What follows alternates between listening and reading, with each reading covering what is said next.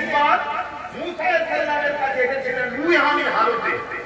দুনিয়ায় আসার আগে একবার ঘুরে গেছে, 2000-2500 বছর আগে একবার ঘুরে গেছে, তারপরে দুনিয়া এসেছে। উনি বলছেন এই জায়গা থেকে বাঁচার দুটো উপায়। একটা উপায় হলো বেশি বেশি করে দরুদ পড়ো, দ্বিতীয় হলো নবীর জীবনী পড়ো। বলছে যদি জীবনী পড়তে না পারো তাহলে বলছে যারা জীবনী বলে তাদের কাছে বসে বসে নবীর জীবনী শোনো। কেন? নবীর জীবনী শুনলে, নবীর জীবনী পড়লে বা দরুদ পড়লে নবীর সঙ্গে প্রেম বাড়ে, আর প্রেম বাড়লে ঈমান বাড়ে, ঈমান বাড়লে খারাপ থেকে অটোমেটিক ফিরে আসা যায়। জোরে বলুন সুবহানাল্লাহ, আরো জোরে বলুন সুবহানাল্লাহ। আজ America, Britain, France, Japan, Indonesia, এমন করে আফ্রিকা থেকে শুরু করে পৃথিবীর ইউরোপ কান্ট্রিগুলোতে দলে দলে দলে দলে দলে দলে মানুষ ঈমানের কালেমা পড়ে মুসলমান হচ্ছে। জোরে বলুন সুবহানাল্লাহ। কি করে? তারা কোরআন হাদিস পড়াশোনা করে না, কিন্তু না, তারা শুধু নবীর জীবনী গুগলে সার্চ করে পড়ছে। কে মুহাম্মদ সাল্লাল্লাহু আলাইহি ওয়াসাল্লাম? তাকে নিয়ে এত পৃথিবীতে আলোচনা কেন? পক্ষে বিপক্ষে এত আলোচনা কেন? কে মুহাম্মদ রাসূল? কে মুহাম্মদ রাসূল? মুহাম্মদ রাসূলকে নিয়ে পৃথিবীতে গুগলে এত সার্চ হয়, অন্য কোন ব্যক্তিকে নিয়ে এত সার্চ হয় না। কত বুঝে আসছে?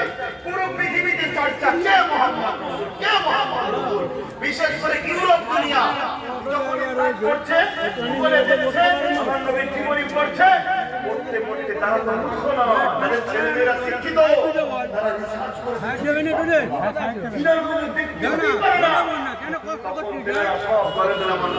কলেমা পড়ে মুসলমান হচ্ছে। আরো জোরে বলেন সুবহানাল্লাহ। আমরা ইসলামের ঘরে জন্ম হয়ে, মুসলমানের ঘরে জন্ম হয়ে, আমার বাপ দাদা সমান আমি সব মুসলমান, নবীর জীবনী থেকে শুনে যাওয়ার জন্য আজ আমাদের মধ্যে দেখুন কি ধ্বংস হচ্ছে। আজান হয়ে যাক, 4:10 আজকে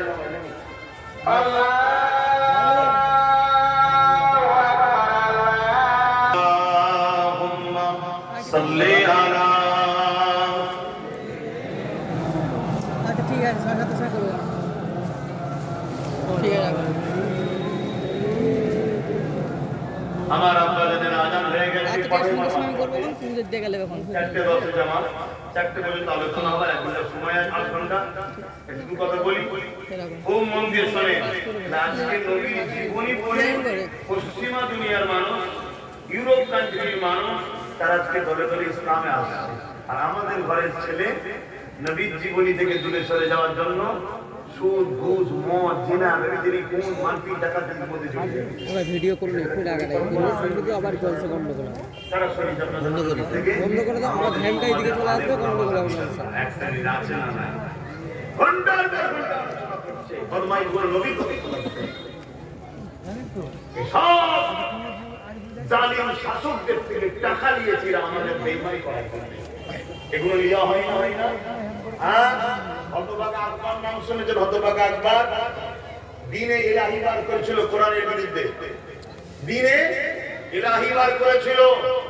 হতভাগা আকবর দ্বীনে ইলাহি বার করেছিল। আকবর লিখেছিল নাকি?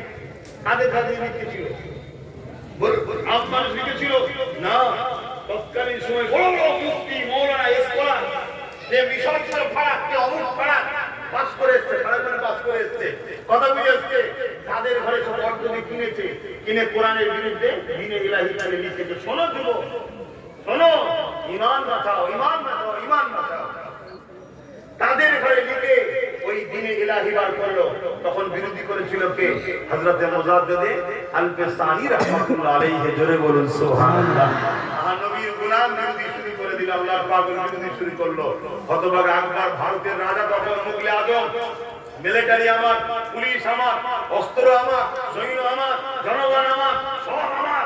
আর এই ফকির সাহেবুল্লাহ সাহেব আমার বিরোধী করেছে। ক্ষমতার জোর দেখাবার জন্য একটা বিরাট ময়দানে দেখা হলো, চলো তোমার কি আছে আমার কি আছে, লড়াই হবে। মুজাদ্দিদ আল-ফিসানি অ্যাকসেপ্ট করলো। অ্যাকসেপ্ট করার পরে সেই ময়দানে হাজির হলো। হাজির হয়ে দেখছে যে সমস্ত বড় বড় মুফতি, মৌলানা, নাম করা সবাই নাম করা আলেম, ইমাম, পীর সাহেব, পীরজাদা সব আকবরের দিকে। কেন? কোটি কোটি টাকায় রাখা হয়েছে। আর ওর দিকে মিলিটারি, পুলিশ না গেলে জেল দেয়, এই ভয়ে সব চলে গেছে। আর মুজাদ্দিদ আল-ফিসানির দিকে ইমানদার গুটি কত গালে ওলামা সিস্টার পিতারা দাঁড়িয়ে আছে শুনছেন গুটি কত